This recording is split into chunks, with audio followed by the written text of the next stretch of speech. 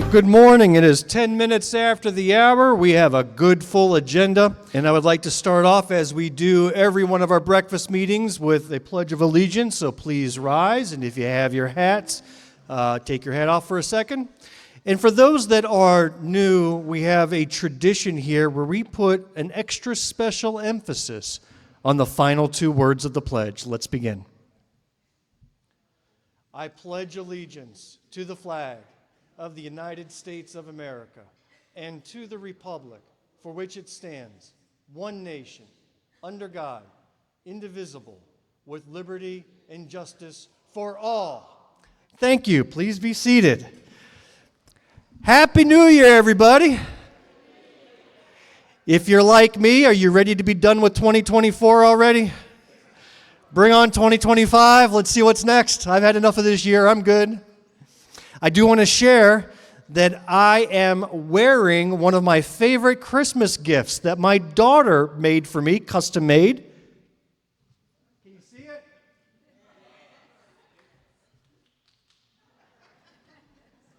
For those that don't know what that is, myself and Dr. Jameel Brooks, who was our first vice chair, we have a podcast called Black, White, and Blue in the South. So check us out on your favorite podcast app. We actually have a new episode dropping on Wednesday, so we're starting up season 2. Can't believe we've got 2 seasons. If we can, before we begin with introductions, I would like to have a moment of silence, please. Settle ourselves, center ourselves, and remember those who are in need of prayers or thoughts, and also take some time for appreciation and thanks. So let's have a moment of silence.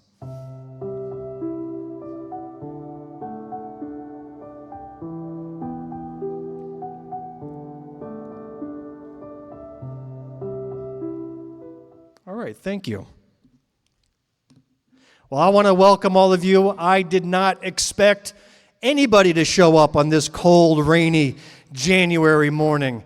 I'm so thankful that you did, and we hope we make it worth your while today. I first want to acknowledge first-timers. Every month we end up getting some new people to show up. Could I have a show of hands, please? For whom is this your first time?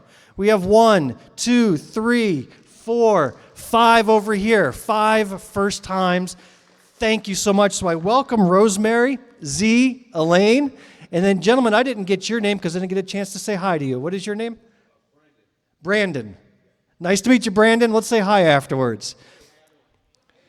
So we want them to come back, y'all. So be nice. Be friendly. Jim, don't be your normal self. I need you to be extra nice today. We want Rosemary to come back. All right, wonderful. So also for the first-timers, restrooms are on your right, literature table, and snacks and food and breakfast items to your left.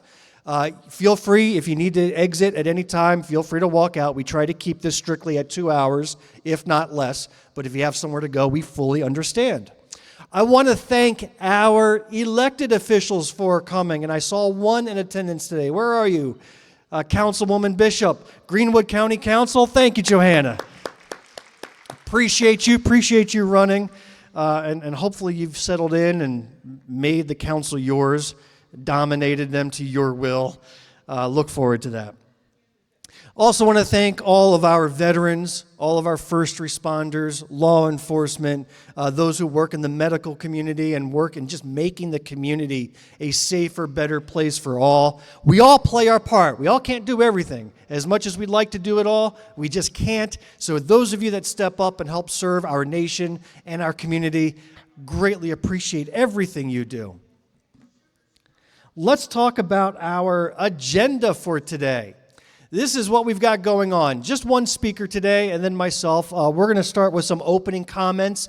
I'll catch you up on a very busy month of December, and we'll talk about what's coming up in January and February.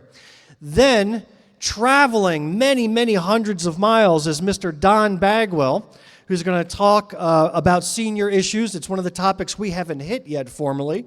And to be honest with you, hopefully, We're all going to become seniors if we're not seniors already. So these are issues that are important to everybody. My goal is to be able to deal with the issues that Don is going to talk about today. Then we're going to talk about the First in the Nation primary, the biggest event in the first quarter of this year. And then we're going to have some time left over. I want to hear from you. So we're going to pass the mic. We're going to have a topic wheel. We're going to spin the wheel and see what y'all have to say about the topic that pops up. Oh, I'm almost nervous about that part. You guys are a wild card. So let's begin with some updates, shall we? It has been a busy month, but before we go too far, we should call out that today is a day of remembrance. January 6th, 2021 was a day that I think most of us will never forget for our entire lives, and it certainly will be an entire chapter in the history book of our nation. I don't know about you, but I remember working, and then as the news started flashing up, completely distracted for the entire day, watching the events unfold. And I hadn't felt that way since 9/11. It was the exact same feeling. It was a feeling of, oh my God, what is going on? What is happening? Is our nation under attack from within? It's one thing when it's external attacks. It's completely different when it's coming from our own citizens, neighbors, fellow countrymen who felt it was okay to attack and invade our capital. So as a little bit of remembrance, I would like to play a little clip that's less than 2 minutes long that highlights some of the memorials that have happened in Washington, D.C. since. And to the republic for which it stands, one nation, under God, indivisible, with liberty. We are gathered here to honor their memory and acknowledge with deep gratitude the tremendous bravery of the hundreds of officers who defended us at this citadel of democracy that fateful day. The January 6th insurrection shook our republic to the core. For many in the Congress and across our country, the physical, psychological, and emotional scars are still raw. Yet from the unspeakable horror sprang extraordinary heroism. Law enforcement heroes confronted the insurrectionists to protect the Capitol, the Congress, and our Constitution.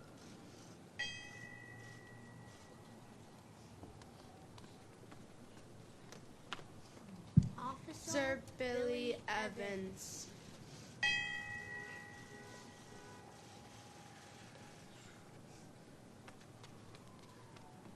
Please join me now in a 142nd moment of silence, in acknowledgement of the 140 officers who were seriously injured defending the Capitol on January 6th, 2021.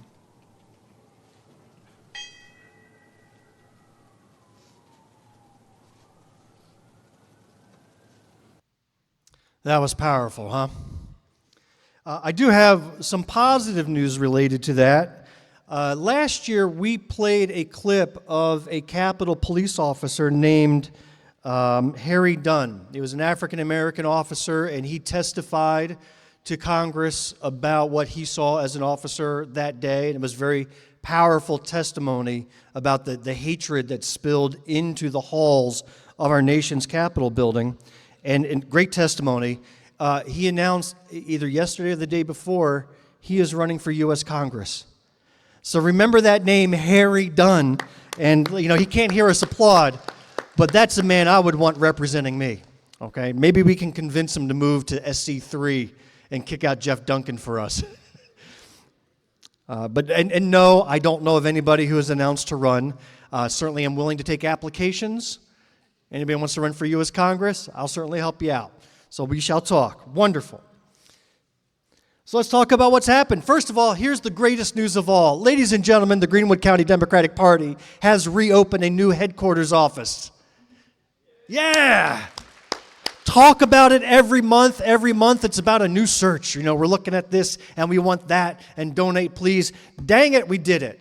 We've got ourselves a headquarters. It's located uptown at the Greenwood building. That I guess it's the tallest building in Greenwood. We have an office on the 3rd floor, room 332, located 104 Maxwell Avenue, right next to that art store, Maxwell and Main. It's not as big as our previous headquarters, that had all the rooms and so on, but that was given to us for free. We're actually paying rent. So we are tenants that pay rent, utilities, we're paying for internet, but at least we have a central spot, not just for this year, but hopefully forever. We want to have a permanent home where we can meet, carry on our strategic meetings, do phone banking. It's just a one room that we have, and we've got tables and chairs, television and materials. They also have a nice big executive conference room that can fit 25, 30 people with comfy chairs and big screen TVs, and we can reserve it and use it for our purposes. I couldn't be more excited. We've already started using it over the past few weeks, and I invite you, when events come up, to come on out. We may even have a little meet and greet, little wine and cheese party to break it in once we're finished setting it up. It's a little bit of a disorganized state, but we'll get there. So thank you to all of you who have had faith in us. Put in $10 here, $5 there, $50 here. That has allowed us to build up enough capital to pay the deposit, to pay our monthly rent, and now we have a place to call home. So thank you so much for all you've done for us.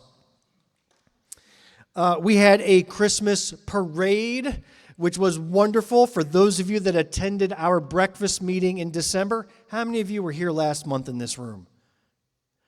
You were our favorite Santa's elves. All that candy you made for us, you showed up, didn't know we would put you to work. But we had everybody fill in little bags of candy for distribution. And let me tell you, we had nearly 1,000 bags that we took with us into that car. And we ran out halfway through the parade. We ran out. Next year, we're going to have to work you elves harder and come up with 2,000 bags. Just some observations. I had never expected to see such a large crowd. All right, for those of you that were there, and I know you were there helping distribute that candy, one thing I didn't expect was how fast the parade goes. Like, we were going 20 miles an hour on that parade route. Like, I'm out there handing out candy. Next thing you know, I'm 3 or 4 cars behind with the marching band from 96, and I'm away from my car that has my face on it. And so I'm spending most of the parade running like a madman, like I'm running from the police that's behind me. So I did not expect it to go so fast, but we gave out over 1,000 bags of candy, little stickers, got our pictures out there, and for all the helpers, thank you. It was a great way to kick off our campaign. We had a healthy team, as you see in the picture, join us, and we couldn't be more grateful. That was just absolutely wonderful. So on behalf of Dr. Jamil and myself, we thank you for that. That brings us to a campaign update. This is what has occupied us during this holiday. A lot of time spent getting this campaign off the ground. Jamil Brooks and I, as you know, are running a coordinated campaign for State House.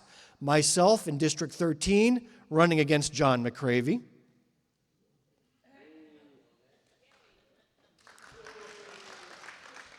And Dr. Jamil Brooks, who is running in District 12 to win back Ann Parks' old seat. She's running against some guy whose name I can't remember because he really has no presence in town. Anybody ever meet with your District 12 representative? Yeah, I don't know him. But anyhow, we're going to take these seats back and start to swing our state blue again. We put out a call for volunteers, and a few of you signed up and became core members of our campaign team. Evie Harmon, who spoke at our last breakfast meeting, has been designated as our campaign manager. She's feeling sick and wasn't able to join us today. We've also announced that Tori Miller, where are you, Tori? She is our director for Greenwood operations. So thank you, Tori. And Alan Moore, with his doctorate in finances, well, he's getting one from working on our campaign. He is our official treasurer and keeping us on the straight and narrow with every penny accounted for. So we thank you for that. And then we have a couple of other members who aren't with us today, but they form the core of a campaign team. From that, we put out a call for volunteers who can fill lots of different capacities: phone banking, canvassing, working on social media, making research, doing research, various activities. Ladies and gentlemen, do you know how many people filled out that form? We had over 55 individual names sign up to work for both myself and Dr. Brooks. And I couldn't believe it. I'll share this with you. This is just my personal attitude. This is my second time running. So the first time was the trial, right? My test period. I thought I did okay for a first-time candidate, raising more money than any candidate in that spot has ever done. But I did it alone. And that was a mistake. I was a lone wolf guy. Now, many of you did help, and you did, but I did not form a campaign team. I did not have a campaign manager. We didn't have regular weekly campaign meetings because I didn't want to bother anybody. That's an attitude that's my problem. I didn't want to bother anybody. Dr. Brooks cured me of that. She says, no, we're not doing this alone, as good as we are. We need help. And when 52 people, 53 people raise their hands and says, we want to help, God, I feel like I wasted 2 years campaigning last time. So we're doing it right now. And we are kicking this off, and we are ahead of schedule. And we had a volunteer kickoff dinner at Montague's. Half of those people who signed up were able to attend. The other half will catch them up. But we had an hour and a half of a meet and greet, brainstorming, strategy discussion, talking about the various roles, and it was a good time. Those who were there, where are you? Who showed up at that meeting? What did you think? Did you have fun? Positive reviews all the way around. We had, for those of you that sign up on Mobilize, you get a chance to write a review about the event you attended. And I'm always nervous to read these reviews. But there was one lady who wrote a review, and she said, I want to be an example for my young children. And I'm so happy to have gotten inspired to join this campaign. And that made all the difference to me. That let me know we are on the right track, not just for myself and Jamil, but for future generations who may be up and coming and getting on board. You never know when the next superstar is going to come.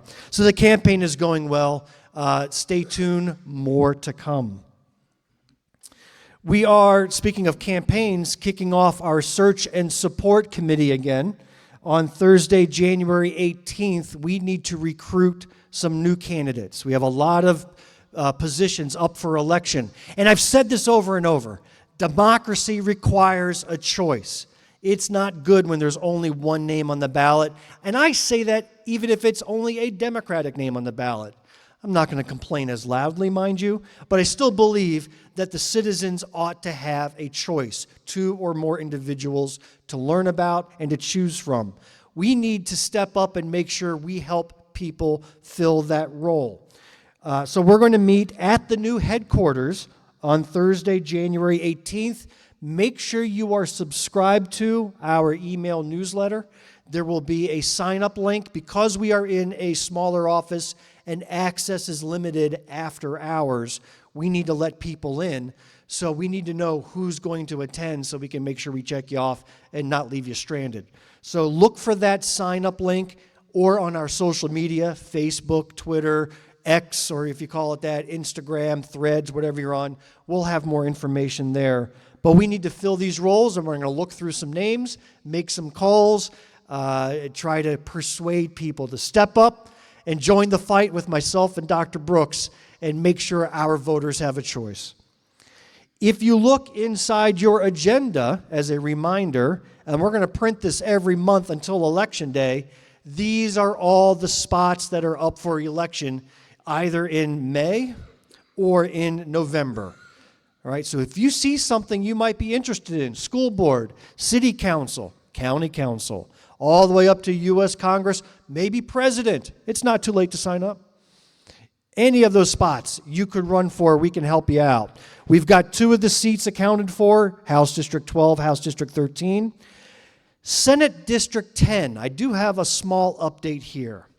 And now I'm going to couch this by saying we're going to talk rumor for a second. This is rumor. This isn't confirmed. This hasn't been publicized. But I heard from somebody at the state capitol that our current senator Billy Garrett, is not going to run for District 10. Again, don't applaud for a rumor. Applaud when it's real, but I hear the sentiment and I'm feeling it. There's redistricting. So District 10 used to include part of McCormick County, part of Greenwood County, part of other counties. After redistricting, District 10 is all of Greenwood now. District 10 is also a little bit of Saluda, and believe it or not, a little bit of Lexington County up along Lake Murray. Go figure that out. Guess where Senator Garrett lives? He lives in McCormick. So already his residence is outside of the district he currently represents. Now, I had heard rumors he's looking for property in Greenwood, or he has property in Greenwood. He was looking for lake property along Lake Murray so he can stay in 10. But the rumor I heard is that no, he's going to stay where he is and primary an existing senator named Shane Massey. Shane Massey, who's from Edgefield, is going to be part of that new district that he lives in. And he is also the head of the Senate Republicans. He's the Senate Republican Majority Leader. This could be interesting. So that's one rumor. There's another rumor I've heard that somebody on the Democrat side is considering a run for District 10. It's a name I know. I don't know this person intimately, but it's a name I recognize. And I got a call saying that I should expect a call from this person. So we have some hope, but until it's official, it's still open. So if any of you want to take on an open district now in District 10, there will be some new Republicans running that are interested in. I don't know any names yet, but it'll be open. So it's anybody's game. Let me know. And then we've got all these other things. Coroner is open. George, you had expressed interest in running for coroner. Is that right? All right, he is now. I'm going to will it into existence. And then you got city council, county council, and school board as well. So take a look at that and let us know if you want to learn more. You will have the full support of the Greenwood County Democratic Party.